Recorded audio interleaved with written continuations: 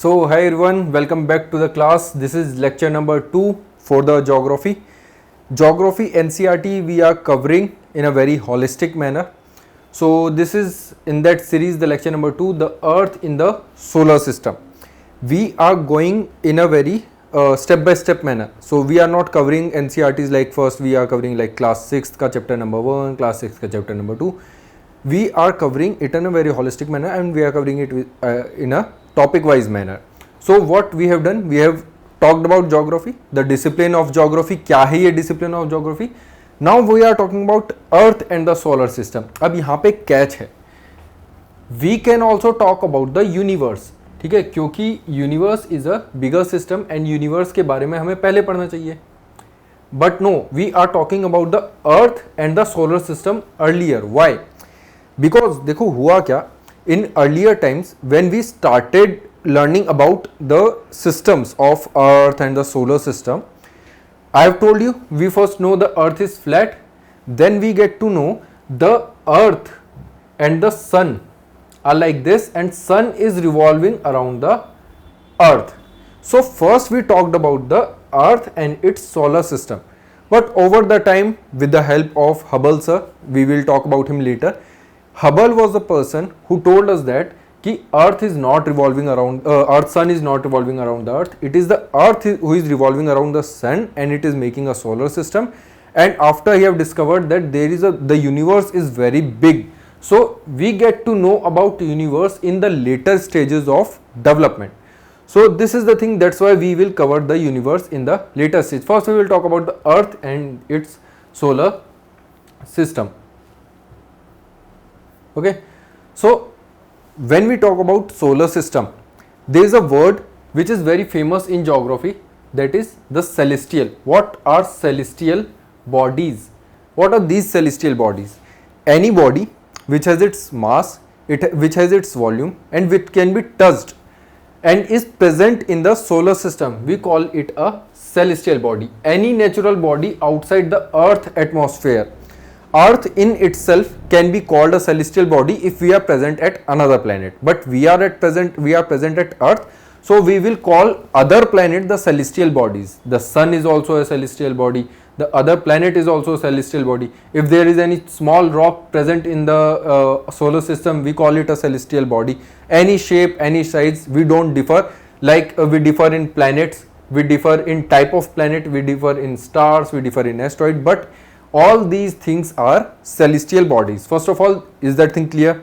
Okay, when we are clear about celestial bodies, देखो बहुत सारी technical terms आने वाली हैं which you have to understand in very first instance. ठीक है, अगर आप पहली बार में समझ गए, क्योंकि उसके बाद क्या है, I will talk only about celestial bodies. I will not tell you कि किसके बारे में हम बात कर रहे हैं. ठीक है, तो वो चीज़ आपको ध्यान रखनी पड़ेगी स्टार्टिंग में ही कि what are the technical terms.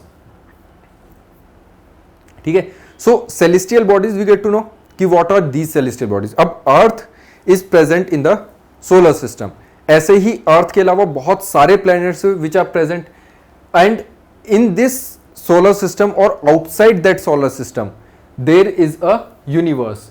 Just a minute. There is a universe जो present है. All these suns और द स्टार्स, जो हमारा सन है, मान लीजिए for hypothetical instance, this is our sun and our planets are revolving around it.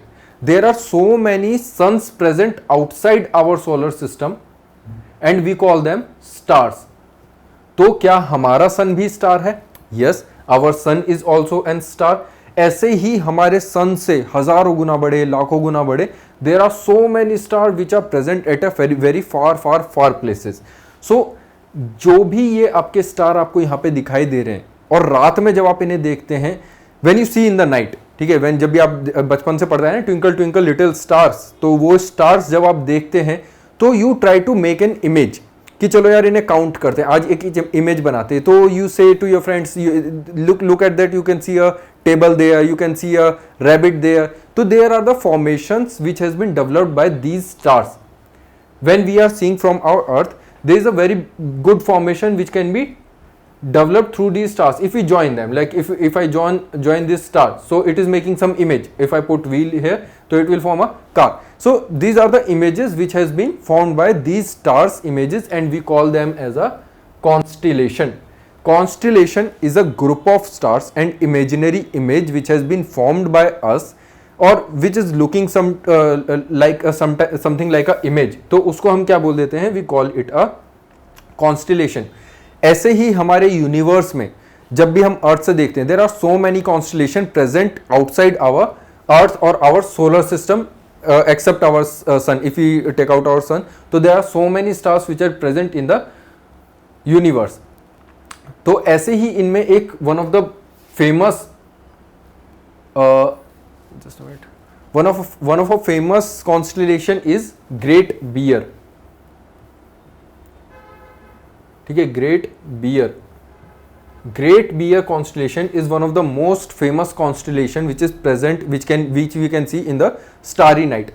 So you can see this is a Great Bear constellation, and when we join these stars, ठीक है, जब भी आप इन stars को join करेंगे तो it will form an image like an Great Bear, and इसी में एक स्मॉलर इमेज बनती है, या फिर एक इसमें इसी का एक स्मॉलर पार्ट है, इस कॉन्स्टिलेशन का एक स्मॉलर कॉन्स्टिलेशन है, that is Ursa Major. You can see it here, Ursa Major. और आपने ये डेफिनेटली देखा होगा, Ursa Major that is 1 star, 2 star, 3 star, 4, 5. these are the stars which you can see. और इसका भी एक और एक्सटेंशन हो जाता है, एक और स्टार आ जाएगा इधर. So we call it a Ursa major.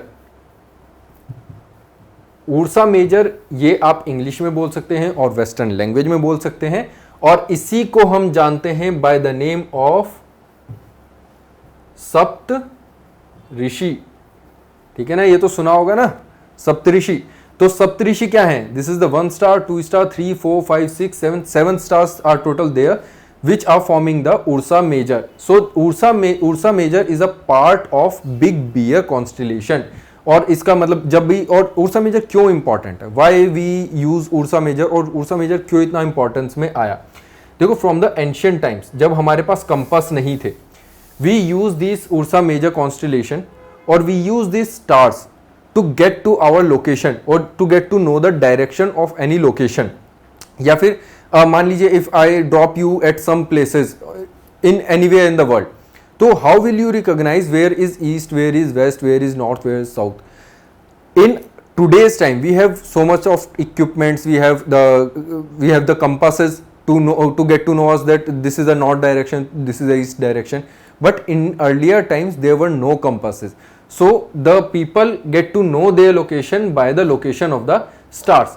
Whenever you want to know the location of north, ki where is north, you just see these two stars, and stand here. When you stand here and you see from here, and you draw a straight line towards it, wherever it goes towards the upper side, and you see a star which is, जो आपको बहुत ज्यादा चमक रहा होगा. ठीक है, ये जो आप स्टार यहाँ पे देख रहे हैं, जो इन दोनों स्टार्स की सिधाई में आप जैसे ही देखेंगे तो यहाँ पे आपको एक स्टार दिखाई देगा.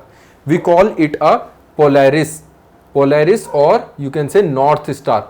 यही वो तारा है जो आपको सबसे ज्यादा चमकता है, और इसी तारे से आप पता लगा सकते हैं where is north. Whenever you see towards this direction, you can readily recognise that this is a north direction.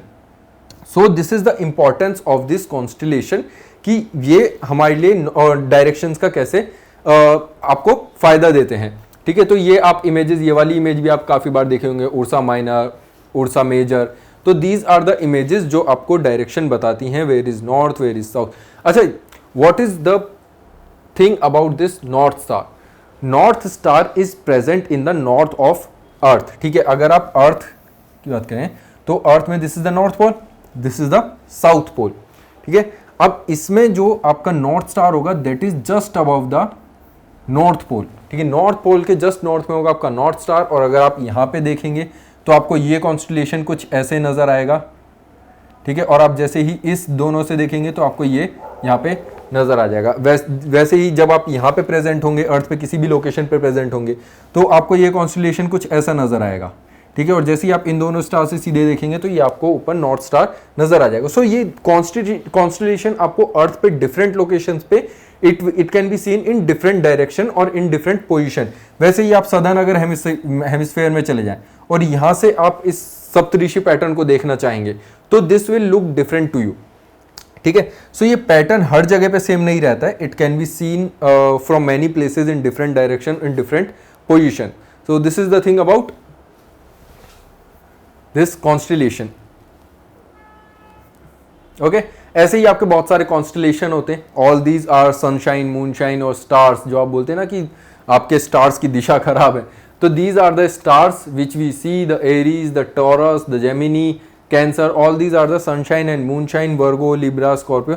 These are the constellations which are present in the universe and we can see these through our earth, ठीक है। ये हमें naked eyes से भी देखने को मिल जाते हैं, और जब कभी पॉल्यूशन ज्यादा हो या फिर किसी और कारण की वजह से we can see them through a very big telescopes, ठीक है। So this is the thing about constellation. And इसके बाद आ जाते हैं, we will talk about the solar system. Constellation we have talked about the stars, now we will talk about our solar system. Okay, कोई बता सकता है हमारे पास कितने प्लैनेट्स हैं हमारे सोलर सिस्टम में? Whether they are 8, whether they are 9। ये जो नंबर्स हैं these are differ at different times. पहले हमें लगता था कि हमारे पास 8 प्लैनेट्स हैं, but when we get to know about Pluto then we get to know that we have 9 planets in our solar system. But Pluto जो है वो थोड़ा मक्कार प्लैनेट है, ठीक है। अब ये क्या है, ये प्लैनेट जो है वो कभी इधर हो जाता है, कभी उधर हो जाता है, कभी अंदर चला जाता है, कभी बाहर चला जाता है। तो हमने बोला भैया प्लूटो भैया आप एक काम करो, आप बाहर चले जाओ, ठीक है। तो प्लूटो को हमने वी अगेन कुछ क्राइटेरियाज होते थे प्लैनेट्स के ना, there are some criterias on which we decide whether some planet is a planet और नॉट, ठीक है। एक प्रिडिक्टेबिलिटी होती है प्लैनेट्स की, अगर वो प्रिडिक्टेबिलिटी नहीं है then that planet can not be considered as an planet, okay. So we have thrown out the planet Pluto and we call it as a dwarf planet, and now we have total 8 planet present in our solar system.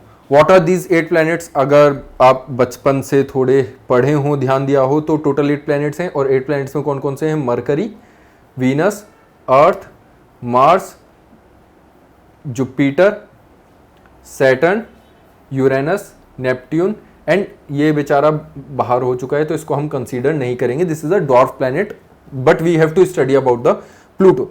तो Pluto is the last one. अब यहाँ पे एक और हमें planet मिला है, we can call it a planet और not, this is under consideration Eris. Eris is one of the larger bodies, 10th body which we can say which we have found in our solar system, which have one predictable direction, one predictable pattern to follow around the sun. So we are considering over it whether it is a planet or not. That is the case of later. So we have total 8 major planets which are present in our solar system, and over this we have to study some more things apart from these 8 planets. These are other celestial bodies which are present in the solar system. These are asteroids, इनके बारे में आज ही पढ़ेंगे इसी class में, and the meteoroids. What are the asteroids? Asteroids are the remnant of a planet which is considered to be a planet many billions years back, and which get deformed, which get destroyed, and over the time it has been placed in this circle, ठीक है। ये जो आपका circle है यहाँ पे बहुत सारे छोटे छोटे छोटे छोटे आपको एस्ट्रॉइड्स मिल जाएंगे, ठीक है, जो इस एरिया में प्रेजेंट हैं। अब why these smaller rockier bodies are present in this circle only? Because the sun, the gravitational force of sun, ठीक है, gravitational force of sun has been counter balanced by the gravitational force of Jupiter. Jupiter की जो gravitational force है वो इन सारे asteroids को counter balance कर रही है, और उसकी वजह से जितने भी एस्ट्रॉइड्स हैं these are present in the in between the that is Mars and the Jupiter. और जब भी आपसे पूछा जाए कि भाई एस्ट्रॉइड कहां पे प्रेजेंट होते हैं, तो asteroids are present between the Mars and the Jupiter. There is a asteroid belt, ठीक है। एस्ट्रॉइड बेल्ट कहां पे प्रेजेंट है? That is between Mars and the Jupiter, और कभी भी आप सुने कि एक एस्ट्रॉइड आ रहा है अर्थ की तरफ या फिर कुछ भी, तो वो मोस्ट ऑफ द टाइम या फिर मोस्टली चांसेस होते हैं कि those are coming from these asteroid belt only, ठीक है। कुछ मीटियोर्स भी होते हैं। Then we come with the meteoroid. Meteoroid are the rockier bodies और आइसर बॉडीज, ठीक है, which are revolving around the sun, जो सन के चारों तरफ चक्कर तो लगा रही हैं, but they don't have a definitive pattern. Asteroid belt में जो भी एस्ट्रॉइड हैं, they have a definitive pattern to follow, they have a definitive orbit to follow, they have a definitive direction to follow. But यहां पे जो ये icier bodies हैं, these don't have any definitive direction to follow. ये क्या होता है, ये कभी सन के चारों तरफ आके चली जाती हैं, फिर बहुत टाइम बाद सालों सालों तक नहीं आती हैं, 1000 ईयर्स तक वापस नहीं आती हैं, ठीक है। कभी एकदम से पास से ही घूम के आ जाएंगी, ठीक है। तो these are the patterns which has been followed by these ऐसा बॉडीज, दैट इज मेट्रॉइड। तो हमें ये पता पड़ गया क्या क्या है।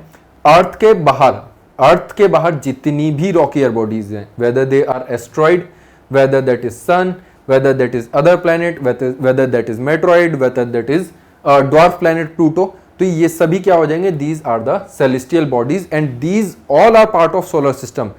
क्या प्लूटो हमारे सोलर सिस्टम का पार्ट है? Yes, Pluto is definitely part of solar system, although we don't considered it as a planet, ठीक है।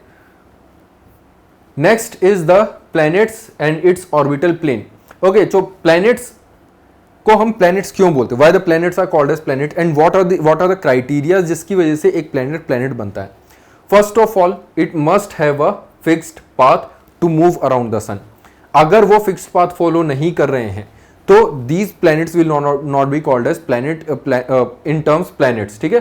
These paths are elongated and they are called as orbits. तो ये जो ऑर्बिट है around the sun of these planet, that must be definitive, क्योंकि मैं आगे बताऊंगा आपको कि कैसे हमें ये पता है कि ये जो प्लैनेट्स हैं वो कितने टाइम में, हम ये नेक्स्ट लेक्चर में पढ़ेंगे कि कितने टाइम में अर्थ का चक्कर लगाते हैं, कितने टाइम में वो अपने लोकेशन पे ही रोटेट होते हैं।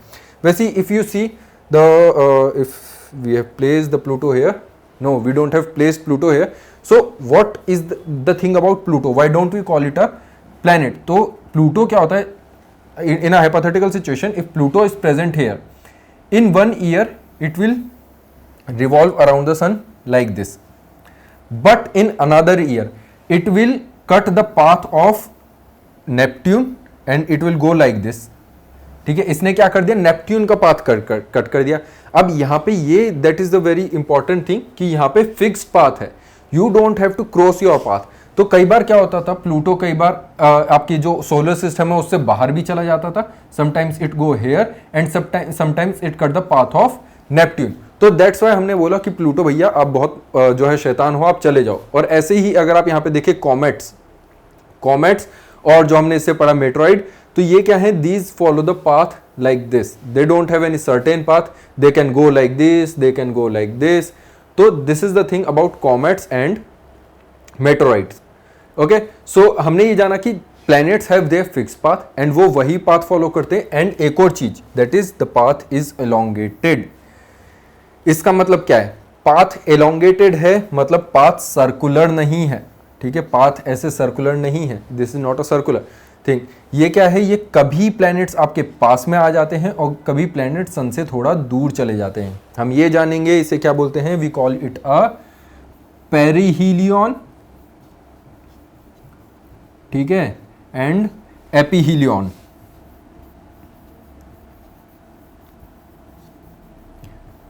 अब इसे आप याद कैसे रखेंगे, what is perihelion, what is एपीहीलियन?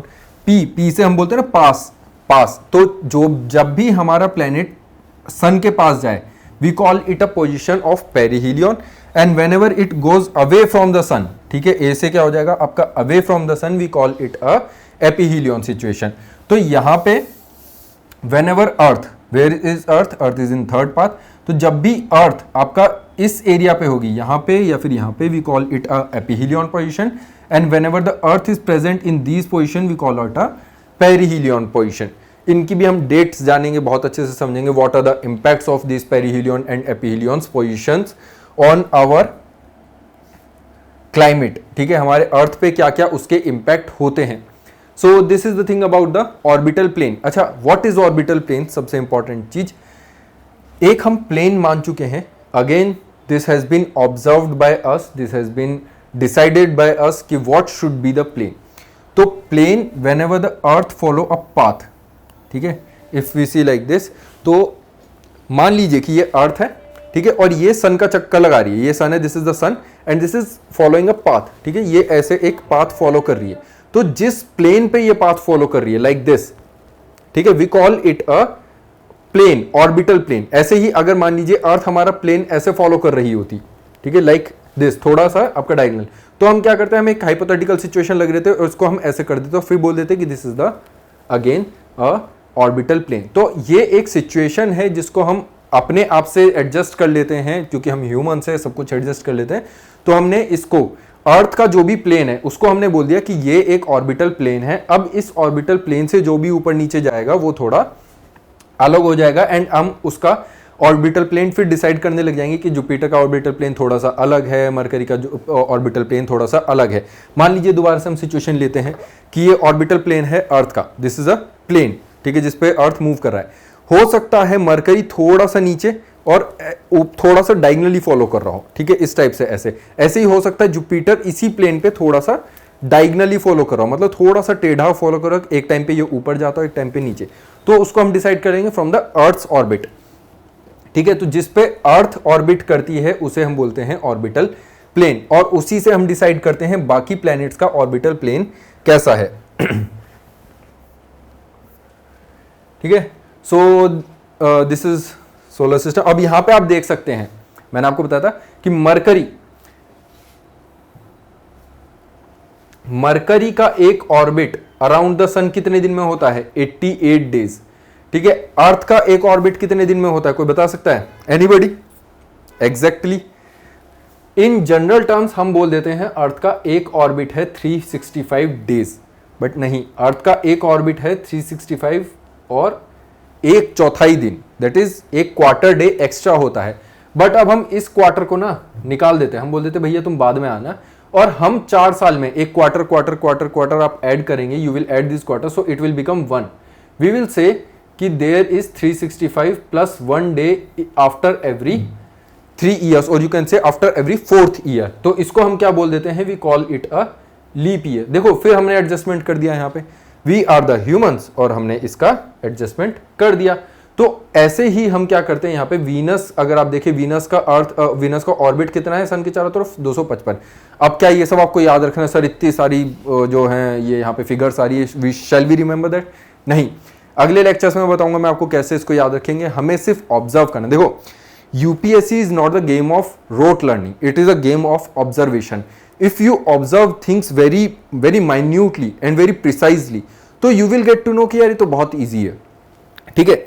And observation starts from newspaper. अगर आप न्यूज़पेपर ढंग से पढ़ रहे हैं, if you are observing the newspaper, then you get to know so many things over this, ठीक है, कि यूपीएससी में कैसे आप कर सकते हैं। ऐसी यूपीएससी में जो भी आप पढ़ेंगे, ऑब्जर्व दोस थिंग कि यार यूपीएससी क्यों क्वेश्चन यहां से पूछेगा, why UPSC will ask this question. तो यूपीएससी कभी भी आपसे ये टर्म्स नहीं पूछेगा कि कितने दिन में ये आपका ऑर्बिट कंप्लीट कर रहा है, कितने दिन में अर्थ ऑर्बिट कंप्लीट कर रही है। क्वेश्चन कैसे आएंगे कि सोलर सिस्टम में which is the planet which is taking the most time, ठीक है, सबसे ज्यादा टाइम कौन सा प्लैनेट ले रहा है सन के चारों तरफ मूव करने के लिए। या फिर हम ये कह सकते हैं which planet has the longest आपका पाथ, ऑर्बिटल पाथ। या फिर वी कैन से कि which planet takes most days to revolve rotate on its axis. तो ये बहुत सारे टर्म्स हैं जो जिसपे यूपीएससी क्वेश्चन पूछ सकता है, बट डेफिनेटली इस पे ये आपसे कभी भी क्वेश्चन नहीं पूछेगा कि भाई कितने दिन में या कितने दिन में वो अपनी जगह पे रोटेट हो रहा है। अर्थ की बात करें, earth spin on its axis in 1 day, ठीक है। Mercury spin on its axis in 59 days. 59 days क्यों ले रहा है, कोई बता सकता है? Venus move its spin on its axis in 243 days. 243 दिन में एक दिन कंप्लीट हो रहा है भाई वीनस का। तो ये चीज आप याद रखेंगे कि सबसे ज्यादा टाइम पीरियड कौन सा प्लैनेट ले रहा है, ठीक है। इसको हम नेक्स्ट चैप्टर में बिल्कुल याद कर लेंगे एकदम। फिर अर्थ की बात करें, हमने यूनिवर्स की भी बात कर ली, थोड़ी बहुत ज्यादा नहीं की है। हमने सोलर सिस्टम की बात कर ली। नेक्स्ट चैप्टर में हम पढ़ेंगे कि how the universe has evolved, कैसे सोलर सिस्टम बना है। बहुत इंटरेस्टिंग वो आपका रहने वाला है कि आप भी सोचेंगे यार ये तो हम डेली लाइफ में देखते हैं, हमें आज तक कैसे नोटिस नहीं हुआ। जस्ट बिकॉज ऑफ ऑब्जर्वेशन बहुत सारी चीजें मैं आपको बताने वाला हूं नेक्स्ट चैप्टर में। तो if we talk about earth, तो earth is the third nearest planet to the sun. इससे पहले, अर्थ से पहले कौन कौन से प्लेनेट है? Mercury and Venus.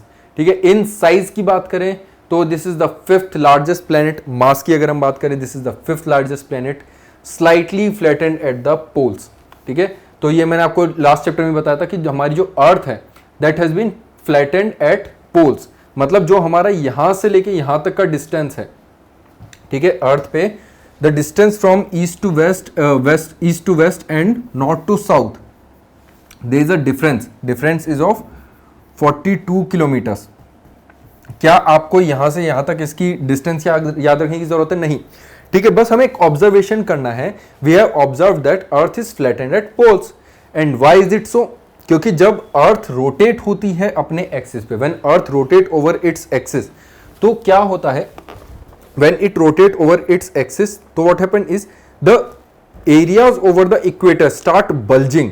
ठीक है, यहां पे क्या है, ये एरियाज जो है वो बल्ज होना स्टार्ट हो जाएंगे बाहर की तरफ, because there is a gravitational pull. जो अंदर था वो थोड़ा कमजोर हो चुका है, और जो ये आपके अपर एरियाज थे इट विल गो डाउन। ठीक है, थोड़ा सा ये ऐसे फ्लैट हो जाएंगे। तो आपने एप्पल का शेप देखा होगा या फिर ऑरेंजेस का शेप देखा होगा, वो कैसा होता है? लगभग ऐसा। तो our earth is like this. ठीक है, ये पोल से, दोनों साइड पोल से थोड़ा फ्लैट एंड है।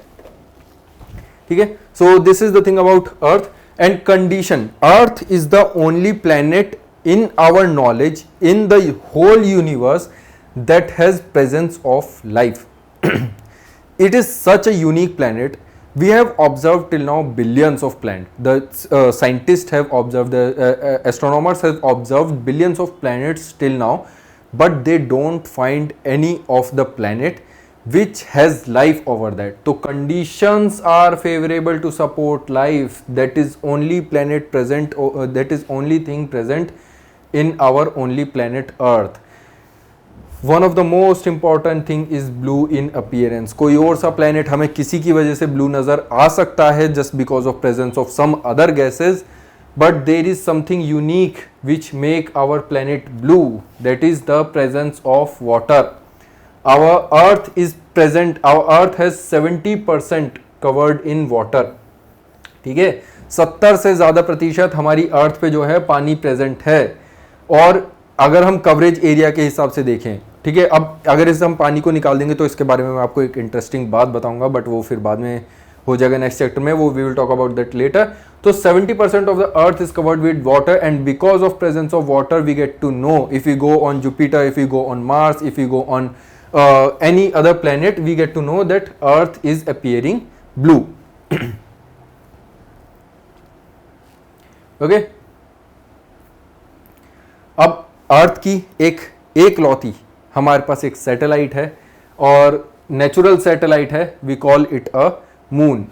हमारी एक लौती नेचुरल सैटेलाइट। अच्छा, ऐसा क्यों लिखा है? Why it has been written only natural satellite. क्या कोई प्लैनेट है जिसकी कोई भी नेचुरल सैटेलाइट नहीं है? Is there any planet which don't have any natural satellite? Please let me know. Is there any planet which has more than one natural satellite? अगर है तो बताइए कौन सा प्लैनेट है कि जिसके पास एक या एक से ज्यादा या फिर 10, 20, 30 उसके पास मून है? क्या ऐसा हो सकता है? Just get to know, we will talk this about in next our lecture. तो ये अर्थ पे जो हमारा मून है, that is the only natural satellite present over the that is revolving around the earth. अब ये बनी कैसे? मून आया कहां से? कैसे ये यहाँ पे रह गया? देखो, these are just the theories. What happened is the astronomers have find out that there is a rockier body called Theia. ठीक है, थिया एक रॉकियर बॉडी थी जो आपके अर्थ से आके टकराती है बिलियंस ऑफ ईयर्स पहले। ठीक है, and when it strucks the earth, तो उस इंपैक्ट से क्या होता है, ये जो यहां से जो आप ये पार्टिकल्स देख रहे हैं ना, दीज डस्ट पार्टिकल्स और ये जो श्रेडेड मटेरियल है, these shredded material start revolving around the अर्थ। अच्छा, ये कुछ आपको जाना पहचाना से नहीं लग रहा है कि ये जो रिंग है ये आपको कुछ जान पहचान? If you have seen this type of ring is present around the Jupiter. ठीक है। जुपिटर और सैटर्न के चारों तरफ आपको इस टाइप की रिंग देखने को मिल जाएगी, और यही जो रिंग है ये आपका सूत्र रहा है हमेशा से, that is the development of any solar system, development of any galaxy. तो all these things are the which we have to observe over the time. तो ये क्या हुआ, ये जो श्रेडेड मटेरियल था, जो आपके ये पूरा डिस्क डेब्रीज थी, ठीक है, ये डेब्रीज क्या होती है, डिस्क फॉर्म में आ जाती है, and over the time when they collide with each other, when they struck with each other, तो ओवर द टाइम क्या होता है, these bodies, these debris start accumulating, ठीक है, ये एक जगह पे इकट्ठा होना स्टार्ट हो जाती हैं, and these debris form our moon, ठीक है। तो ये क्या बना देती है, ये मून बना देती हैं, and they start moving around the, revolving around the earth. तो this is the hypothesis which has been developed by the astronomers कि कैसे हमारा मून जो है वो डेवलप हुआ है, and it is revolving around the अर्थ। अगर आप नोटिस करें तो यहाँ पे अगेन ये जो डेब्रीज हैं, दीज आर मतलब formed in the diagonal manner, मतलब कि ये यहाँ पे थोड़ा टेढ़ा सा बनाया गया है, एकदम आपका ऐसे बीचों बीच नहीं बनाया गया। इसका भी रीजन है, देखो कुछ भी चीज अगर आप ऑब्जर्व करेंगे ना, तो you will get to know कि there are so many things which we can learn just by observation, ठीक है। तो ये भी एक ऑब्जर्व करने वाली चीज है कि क्यों हमारा मून ये ऐसे इक्वेटर पे फॉलो नहीं करता है हमें, मतलब एकदम परपेंडिकुलरली फॉलो नहीं करता, ये थोड़ा सा टेढ़ा है, ठीक है। तो ये भी चीज आप ध्यान रखेंगे। And moon formed around 4.4 billion years ago, and this is the same time period जिसे हम बोलते हैं कि जब अर्थ की भी जो अर्थ जो है वो डेवलप होना स्टार्ट हुई थी, around before 4.4 billion years ago. And universe की कोई एक अगर मुझे बता पाए कि यूनिवर्स कब डेवलप होना स्टार्ट हुआ, क्योंकि हम ये नेक्स्ट लेक्चर में पढ़ने वाले हैं, तो प्लीज आप बताइए जरूर, या पूछिए जरूर, या सर्च करिए जरूर कि यूनिवर्स स्टार्टेड फॉर्मिंग कब से यूनिवर्स डेवलप होना स्टार्ट हुआ है। Okay, so this is about the moon की, हाँ this is about the moon की मून कैसे ओवर द टाइम डेवलप हुआ है। Okay, so we were talking about the moon, some more facts about the moon. Earth has only one natural satellite we have talked about this. इसका diameter कितना है, moon का diameter कितना है, moon has a diameter of only 1/4 of the अर्थ, मतलब जो अर्थ का total आपका डायमीटर है उसका 1/4 है मून, मतलब इसके मून के डायमीटर के अगर हम बोलें तो अर्थ का डायमीटर है इंटू 4, ठीक है। फिर उसके बाद the moon moves around the earth in almost 27 days, 27 दिन लगते हैं मून को अर्थ का एक राउंड लेने में। आप हिंदू कैलेंडर अगर आप देखें, Hindu calendar has been developed over the moon position around the earth, ठीक है। हम लोग मून को बहुत कंसीडर करते हैं, मून एंड सन की जो लोकेशंस हैं उनको बहुत कंसीडर करते हैं, इस वजह से जो हमारे मंथ्स हैं वो these are of around 27 days, यही टाइम पीरियड है जब जितना टाइम पीरियड मून को लगता है अराउंड मतलब रिवॉल्विंग अराउंड द अर्थ, ठीक है। And it take exactly the same time to complete one spin, ठीक है। अब ये बड़ा इंटरेस्टिंग कंसेप्ट है, जैसे मैं अगर आपको दोबारा बताऊं, if it is a moon, चलिए अब हम दूसरी पोजीशन लेते हैं। अब ये अर्थ है, ठीक है, और हम इसके चारों तरफ मून रोटेट करेंगे। अगर आप इसको सन कंसीडर करें और अर्थ को रोटेट करें, ठीक है, तो अर्थ क्या होता है, अर्थ अपनी लोकेशन पे 24 घंटे में रोटेट हो जाती है, ठीक है। बट सन के चारों तरफ वो 365 डेज में क्या होती है, रिवॉल्व होती है। बट मून का एक अलग कंसेप्ट है। अगर अब हम इसे अर्थ लेते हैं और ये हमारा मून है, तो ये क्या है, मून की वो साइड है जो हमारी तरफ फेस करी है, that is facing towards the earth. So it is like this, ठीक है, you can see this is the earth, this is the moon facing towards the earth. When it rotates around the earth in 27 days, so it does not complete its rotation in some other time period. It completes its rotation over on its axis in the same time period. ठीक है, ये ऐसे करके आपका move होगा, gate to no. तो जब भी हम अगर मून को देखेंगे तो मून कभी भी ऐसे रोटेट नहीं होगा। ये अब अगर इस पोजीशन को देखें तो ये मून की बैक साइड हमें दिखाई दे रही है, बट ऐसा नहीं होता है। मून की हमेशा जो फ्रंट फेसिंग साइड है वो हमेशा हमें दिखाई देती है। तो it can be said that the moon, the side which we see on the moon is the similar side which we see all the time, ठीक है। हम मून का हमेशा सिर्फ एक ही सरफेस देख पाते हैं, कभी भी हम मून की दूसरी साइड देख ही नहीं पाए आज तक। हमने कभी भी अर्थ पे from earth we have never seen the moon's back side, जो मून की बैक साइड है वो आज तक हमने नहीं देखी है फ्रॉम द अर्थ, ठीक है। If we have to see the moon's back side we have to go away from the earth, ठीक है। So we only see the one side or one face of the earth, or one face of the moon from the earth. So this is the thing, that moon takes exactly the same time to complete its revolution or one spin. As a result, only one side of the moon is visible to us on the earth. Okay इसमें अगर कोई doubt हो just let me no, आप पूछ सकते हैं कभी भी कमेंट में या फिर कैसे भी करके आप पूछ सकते हैं, तो we will clear that doubt later. ठीक है, फिर अगर मून की बात करते हैं, moon full moon occurs once in about a month time called full moon night और पूर्णिमा.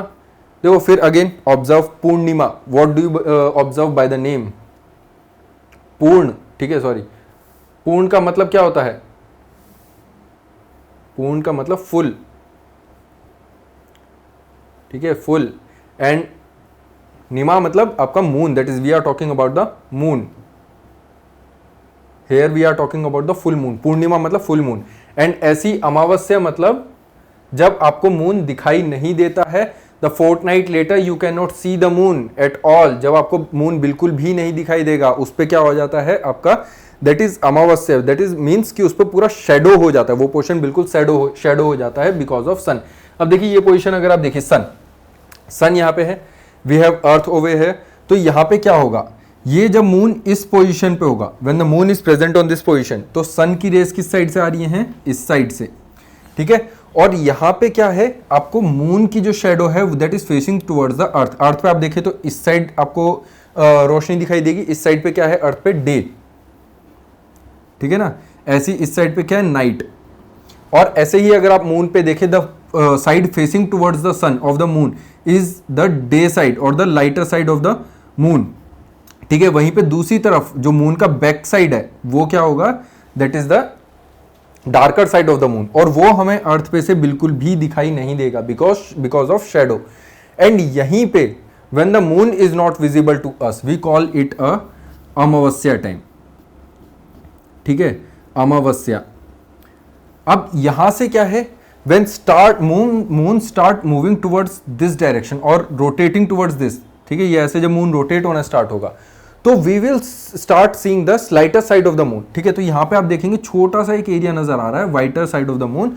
तो इसको हम क्या बोलते हैं, यहाँ से मून क्या है, मून डेवलप होना स्टार्ट हो गया है, तो इसलिए इस पोजिशन को क्या बोलते हैं हम, we call it a new moon, कि यहाँ से नया मून डेवलप होना स्टार्ट हो रहा है या फिर नया चांद डेवलप होना स्टार्ट हो रहा है. ठीक है, तो we call it a amavasya and as well as in English it is called as the new moon. Exactly fortnight later, मतलब लगभग 14 दिन बाद, 13 से 14 दिन बाद, जब मून आपका इस पोजीशन पे आता है, तब आप देखेंगे इस, इधर देखें आप इधर, तो यहाँ पे मून क्या है, moon is facing towards the sun. तो यहाँ पे क्या है, this is the brighter side of the moon and this is facing towards the earth. तो जब भी brighter side of the moon is facing towards the earth, we can see that the moon is visible to us. ठीक है, moon क्या है, हमें यहाँ पे विजिबल हो रहा है फ्रॉम द अर्थ, और जो मून की बैक साइड है that is not visible to us. तो यहाँ पे मून हमें, we can see the full moon here, तो we call it a full moon as well as purnima. ठीक है, पूर्णिमा. ओके, अब यहां पे क्या हमें पता पड़ गया, what is amavasya, what is new moon, what is full moon, what is purnima. And this is the circle which has been completed by moon all the time in 27 days. 27 दिन में ये हमारा पूरा सर्कल कंप्लीट हो जाता है. Okay, so I think this must be clear. Next कुछ basic terms जान लेते हैं. ये चैप्टर आपका थोड़ा बेसिक ही रखेंगे हम, क्योंकि इसके बाद जो होगा वो बहुत हैवी आपके चैप्टर्स आने वाले हैं, उसमें हम बहुत सारी चीज़ें एक साथ यूज़ करेंगे.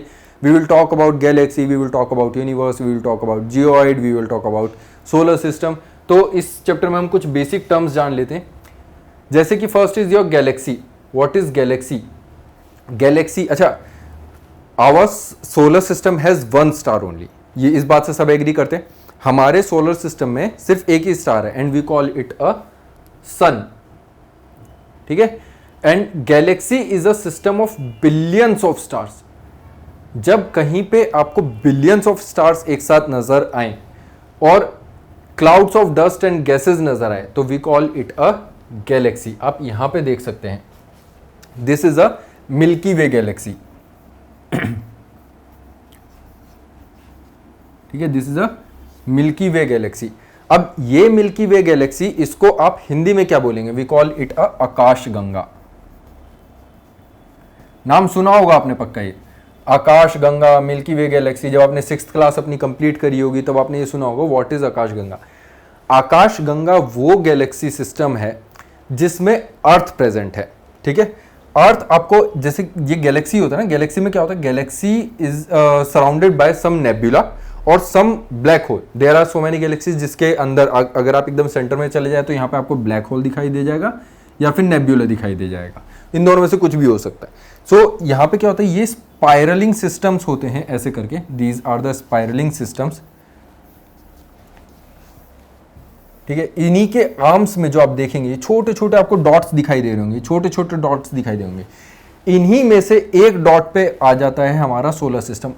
बहुत सिंपल सिचुएशन कि गैलेक्सी का आप इसी चीज से अंदाजा लग सकते हैं how much bigger a Galaxy is, कि हमारा जो सन है दिस इज अ डॉट, ठीक है। ये जो आपको डॉट दिखाई दे रहा है दिस इज आवर सन। अगर हम इसका कलर चेंज करें, ठीक है, तो दोबारा से अगर हम डॉट लगाएं, दिस इज आवर सन। ये भी बहुत ज्यादा बड़ा बन गया है डॉट, बट अगर ये बहुत छोटे छोटे आपको डॉट्स दिखाई देंगे, this is our solar system, ठीक है, जो आपको इस गैलेक्सी में दिखाई भी नहीं देगा। ये बिलियंस ऑफ स्टार्स होते हैं जो एक गैलेक्सी में, those are present in a single galaxy, billions और some galaxies are so much bigger that there are trillions of stars which are present in those galaxies, and these are the dust areas, जहां पे आपको dust मिल जाएगी in the Galaxy, ठीक है। तो galaxy क्या है? Galaxy are the huge cluster of stars which are present in the universe. We will see, क्या दुनिया में सिर्फ एक ही गैलेक्सी है? कितनी गैलेक्सीज हैं? There are more than billions of galaxies जो हमारे पूरे यूनिवर्स में प्रेजेंट है। नाउ यू कैन इमेजिन, एक earth is a very minuscule part of a solar system, ठीक है। और अर्थ कितना बड़ा है आप समझिए, एक earth that is very minuscule part of a solar system, ठीक है। ये होगी आपके, ये क्या है? एक सोलर सिस्टम का पार्ट है। हमारा जो सन है वो लाख और मतलब लाख गुना बड़ा है अर्थ से, तो ये हो गया हमारा सन। एक सन जब आपका एक गैलेक्सी का पार्ट बनता है, आप समझिए इसको, तो गैलेक्सी कितनी बड़ी हो जाती है, ठीक है। इसमें करोड़ों सन आ जाते हैं। ऐसे ही जब ये इस टाइप की करोड़ों गैलेक्सीज, ठीक है, प्रेजेंट होती हैं तो उसे हम बोल देते हैं यूनिवर्स। तो आप समझ पाएंगे कि एक यूनिवर्स कितना बड़ा है। And there has been theories going on over the multiverse thing, ठीक है, कि क्या हमारी यूनिवर्स के अलावा भी कोई पैरेलल यूनिवर्स है? तो आपने पैरेलल यूनिवर्स भी नाम सुना होगा, कि क्या इसके अलावा भी कोई यूनिवर्स है, हमारा जो यूनिवर्स है उसके अलावा, ठीक है। So we will see the comet, what are the comets. Comets मैंने आपको अभी थोड़ी देर पहले, जब हमने उस स्लाइड पे ले चलते हैं हम आपको, हाँ, यहां पे हमने देखा था दीज आर द कॉमेट्स, ठीक है। ये कॉमेट्स क्या है? These are the smaller icier rockier bodies which are revolving around the sun. तो ये जो कॉमेट्स हैं, what are these? These are the icier bodies. और ये किसके चारों तरफ चक्कर लगा रही है? These are revolving around the sun. तो होता क्या है, whenever these rockier bodies are revolving around the sun, और because of any heat, it can be a heat of सन, जब भी ये सन के पास आती हैं, इफ, ठीक है, जैसे ये सन है मान लीजिए, और एक कॉमेट क्या है, वो ऐसे आपका यहाँ पे it is revolving around the sun. Whenever it comes closer to the sun, because of heat of the sun in this area, because of heat of the sun, these icier bodies start melting, और ये gaseous form में develop होना start हो जाती हैं। इसकी वजह से आप इन कॉमेट्स के पीछे क्या है, एक ट्रेल देखेंगे, ठीक है। These are the trails of the gases which are burning because of heat of the sun. तो ये कॉमेट होते हैं, और ये कॉमेट कई बार आपके किसी भी प्लेनेट से भी टकरा जाते हैं। जब ये प्लेनेट के एटमॉस्फेयर में एंटर होते हैं तो बिकॉज ऑफ दैट फ्रिक्शन या फिर बिकॉज ऑफ दैट हीट ये आपका ऐसे जलना स्टार्ट हो जाएंगे। आपने देखा होगा टूटते तारे जिसे आप बोलते हैं, जो तारे टूटते हैं, तो वो क्या होता है, when they start entering, this is earth, and with this when they start entering the environment of earth या फिर एटमॉस्फेयर ऑफ अर्थ, तो ये क्या यहाँ पे बर्न होना स्टार्ट हो जाते हैं। They start burning, and this burning gives a trail like this, and we call it a comet. Then उसके बाद नेक्स्ट टर्म है meteoroid. What are the meteoroids? Meteoroids are the rockier bodies या फिर you can say the solid debris जो आपके space में, that these are present throughout the space, throughout the solar system. These are the debris which are floating in the universe or floating in the solar system. Just this only. These are the meteoroids. जब तक ये कोई हरकत नहीं कर रहे हैं, जब तक ये कोई पर्टिकुलरली इंपैक्ट नहीं कर रहे, तब तक हम इन्हें क्या बोलेंगे? We call them as the meteoroids. These are the solid debris float through interplanetary space. What are interplanetary space? Earth है, अर्थ के बाद there is another planet, just a minute,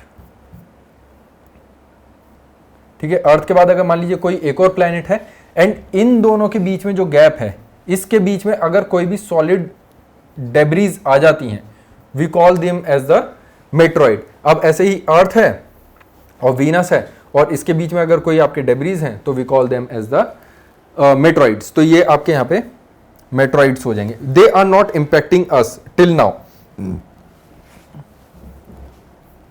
ठीक है।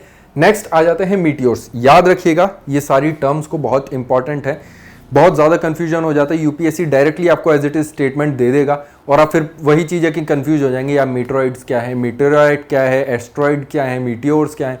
तो these are very confusing terms, ठीक है। Meteors क्या है? These are the streak of light, ठीक है। हमने पहले कॉमेट्स की बात करी, comets are the icier bodies, ठीक है। When meteoroids enter the earth, जो आपके मेट्रॉइड जब अर्थ के एटमॉस्फेयर में एंटर होते हैं, we call them as the shooting stars, या फिर टूटते तारे इन हिंदी, और फॉलिंग स्टार्स, जब वो फॉल करते हैं अर्थ में। तो क्या होता है? Whenever they enter the earth surface या फिर अर्थ एटमॉस्फेयर, तो they start burning because of earth atmosphere, because of friction, because of heat. तो ये क्या है? यहाँ पे बर्न होना स्टार्ट हो जाते हैं और ये अपने पीछे एक ट्रेल छोड़ देते हैं, ठीक है। we have seen so many times these things. Whenever you observe the sky, you see like this, and we call them as the meteors. इन्हें क्या बोलते हैं? We call them as the meteors. तो जब तक meteoroid अर्थ के atmosphere में enter नहीं हो रहा है, until the meteoroid is entering the atmosphere of the earth, we call it a meteoroid, ठीक है। और जब वो अर्थ के एटमॉस्फेयर में एंटर हो जाता है, when it enters the earth atmosphere, we call it a meteor, ठीक है।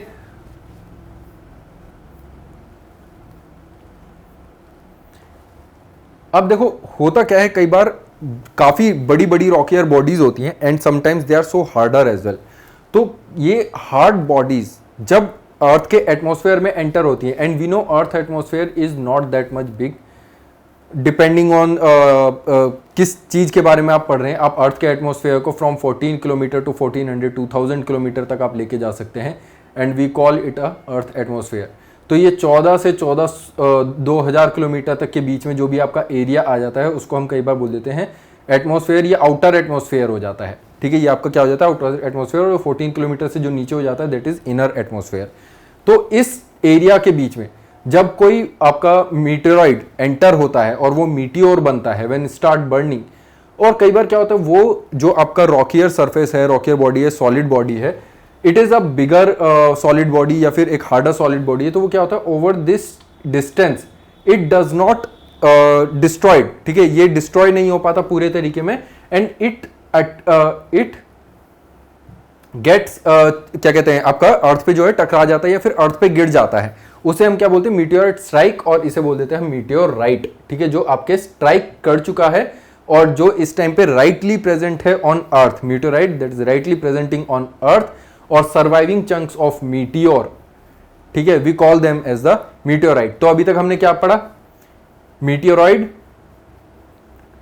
ठीक है, जो आपके अर्थ के चारों तरफ घूम रहे हैं इंटरप्लैनेटरी स्पेस में। When it earth enter the earth surface, we call them as the meteor, ठीक है, मीटियोर बोल देते हैं। और जब ये मीटियोर सर्वाइव कर जाते हैं और अर्थ के सरफेस पे स्टक कर जाते हैं, we call them as the meteorite which are rightly present on the earth, ठीक है। सो आप ऐसे बहुत सारी जगह पे देख पाएंगे, बहुत सारे आपको ऐसे म्यूजियम्स मिल जाएंगे, बहुत सारी लोकेशंस हो जाएंगी जहां पे आपको ऐसे मीटियोराइट्स जो हैं वो देखने को मिल जाएंगे। कोई बता सकता है, is there any place in India जहां पे आपको मीटियोराइट स्ट्राइक का पता पड़ा हो, या फिर कुछ ऐसी एरियाज जहां पे इंडिया में मीटियोराइट स्ट्राइक किए हों? Anybody? We call them as the meteorite crater.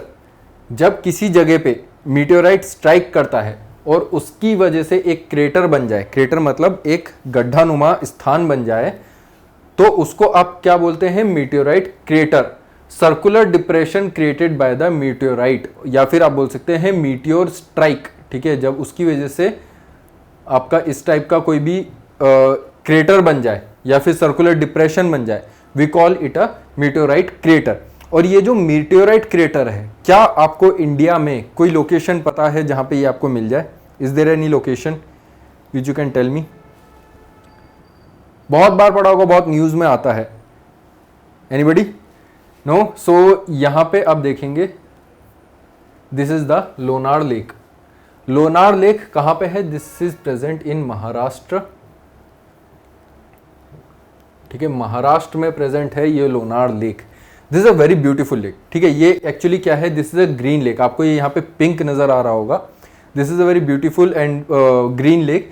ये क्या होता है, कई बार बिकॉज ऑफ सम सिचुएशंस और because of the bacteria which is present here, ठीक है, उसे उसकी वजह से क्या है, ये जो लेक है वो कई बार पिंक फॉर्म में आ जाता है, ठीक है, ये कई बार पिंक हो जाता है। और यहाँ पे क्या है, बिलियंस ऑफ ईयर्स पहले क्या है, एक मीटियोर स्ट्राइक किया था, ठीक है, मीटियोराइट यहाँ पे स्ट्राइक किया था, जिसकी वजह से ये क्रेटर डेवलप हो चुका है। और ये आपका प्रेजेंट है इन महाराष्ट्र। महाराष्ट्र में क्या है, लोनार लेक के नाम से आप सर्च करेंगे तो आपको मिल जाएगा, ठीक है। तो यहाँ पे बैक्टीरियम है, उसकी वजह से ये काफ़ी ज़्यादा न्यूज़ में रहता है। जब भी ये पिंक हो जाता है तो इसकी वजह से यहाँ पे ये न्यूज़ में रहता है। और फिर यहाँ पे आपको कई बार बहुत सारे टाइप के एनिमल्स हैं जो आपको यहाँ पे इस एरिया में देखने को मिल जाएंगे, ठीक है। So this is the introduction to this lecture number 2, that is earth in its solar system.